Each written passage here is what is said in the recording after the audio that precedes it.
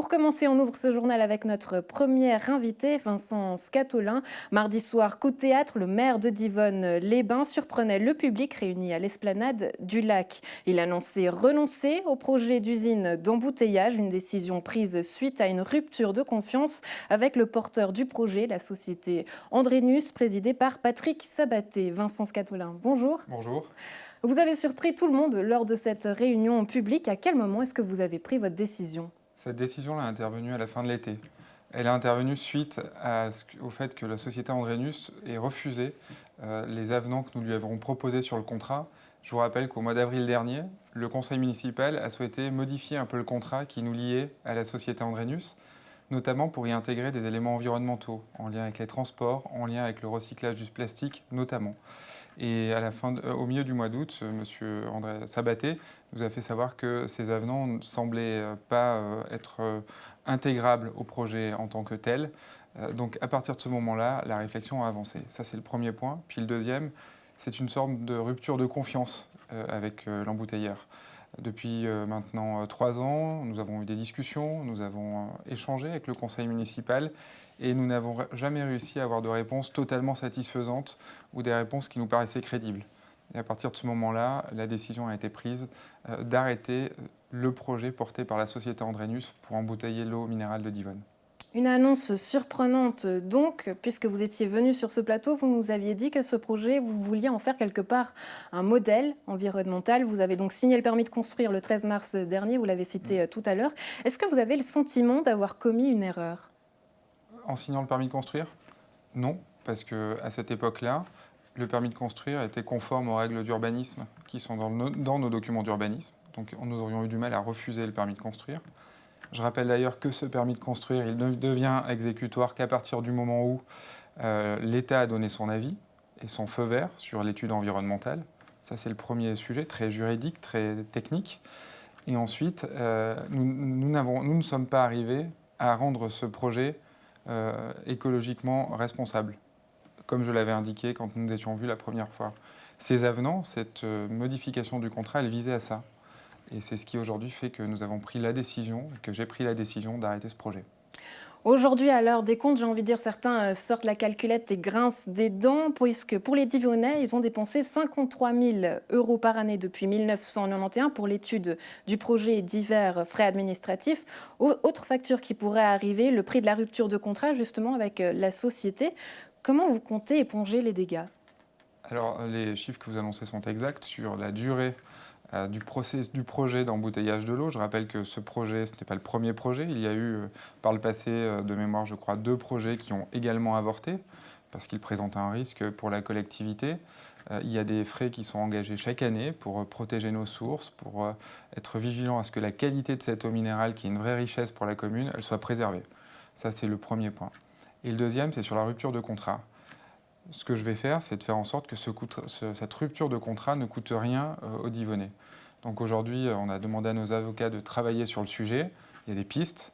On a signifié la rupture du contrat à M. Sabaté. J'imagine que maintenant, nous allons nous retrouver dans une phase juridique et on va discuter pour savoir quel est le montant. Si pas de montant, ça serait le mieux pour nous. On arrête ce contrat. Mais il y a déjà eu des dépenses donc, du côté des Divonnais qui ont dû sortir ces 53 000 euros par année. Donc là, comment est-ce qu'on éponge du coup ce budget ? Est-ce que c'est possible de revenir en Elles ne seront arrière ? pas épongées parce que c'est des dépenses qui nous ont permis, comme je vous le disais, de protéger nos sources, de travailler sur la protection de notre marque Divonne, de travailler sur l'obtention de l'autorisation de prélèvement de l'eau. Enfin, c'est toutes ces autorisations administratives. Puis, je peux le dire maintenant, on continuera aussi à protéger notre source d'eau minérale. Et j'imagine qu'on aura encore des frais de protection qui viendront dans les mois et dans les années qui viennent. Parce que je le redis, cette eau minérale, c'est vraiment une richesse pour la commune. Depuis plusieurs mois, le projet faisait face à de vives critiques tant du côté français que suisse. Est-ce que vous sentiez une forme de pression ? Je ne vais pas dire qu'il n'y avait pas de pression, mais j'ai souhaité prendre le temps de concerter et consulter avant de prendre une décision. Déjà, j'ai été élu en février 2019, donc il a fallu que je prenne le dossier, que je rencontre l'embouteilleur, qu'on puisse échanger, que je puisse lui faire part du souhait que j'avais de pouvoir modifier le contrat. Au printemps dernier, j'ai organisé toute une série de rencontres avec les Divonnais. C'est un peu ma nouvelle marque de fabrique, j'allais dire, en tant que nouveau maire. On a pu échanger sur plein de sujets, mais c'est vrai que ce sujet de l'eau, il est revenu à chaque fois qu'on s'est rencontrés. Et j'ai compris qu'il y avait des inquiétudes. Des inquiétudes, pas forcément sur le projet d'embouteillage en tant que d'embouteiller l'eau minérale de Divonne, mais plutôt sur le porteur de projet, pour être tout à fait clair. Et c'est ce qui, à cette consultation, ces échanges avec les élus, ces échanges avec les différents partenaires, notamment avec les communes suisses, nous ont permis aussi de nous forger une opinion. Et ce temps de la consultation, il a été nécessaire pour prendre une décision qu'aujourd'hui j'estime plus responsable pour la commune. Certaines langues disent également que votre décision serait motivée également par l'approche des élections. Est-ce que c'est vrai? C'est pas vrai. Parce que ça n'avait aucun poids sur la balance. Le plus simple aurait été que je laisse ce dossier sur la table, puis que les futures élections municipales soient un référendum pour ou contre ce dossier. Je pense que ça aurait été un manque de courage politique. J'avais indiqué, et je l'ai indiqué dans toutes les consultations que j'ai pu avoir avec les Divonnais, qu'on se positionnerait à nouveau en septembre sur le dossier. C'est ce que j'ai souhaité qu'on fasse.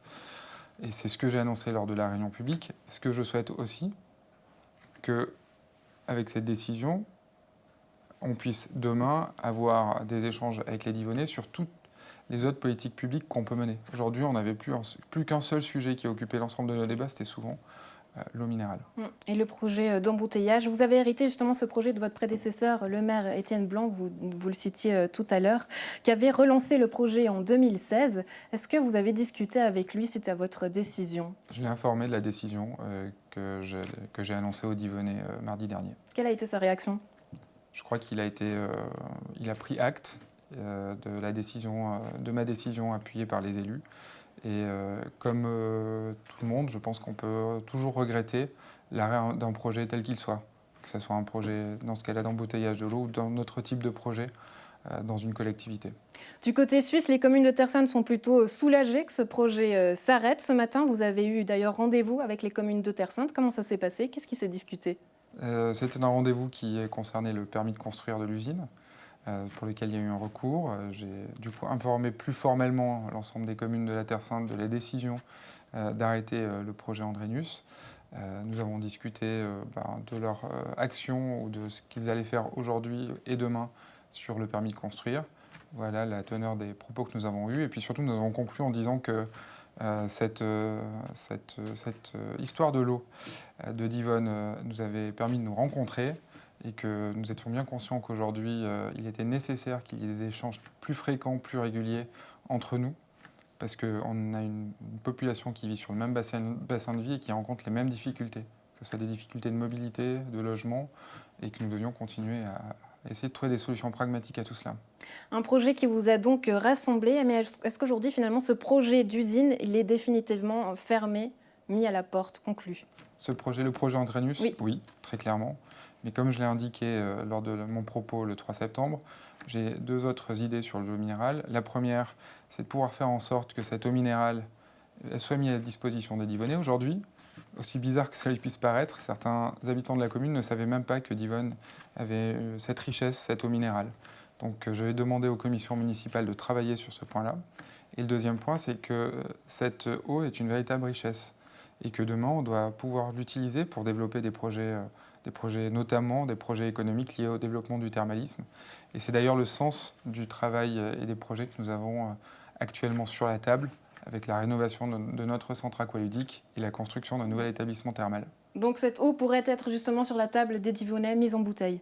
Cette eau, les Divonnais pourront aller la chercher pour la mettre en bouteille sur leur table. Vincent Scatolin, merci pour ces précisions et merci d'avoir été avec nous. Merci à vous.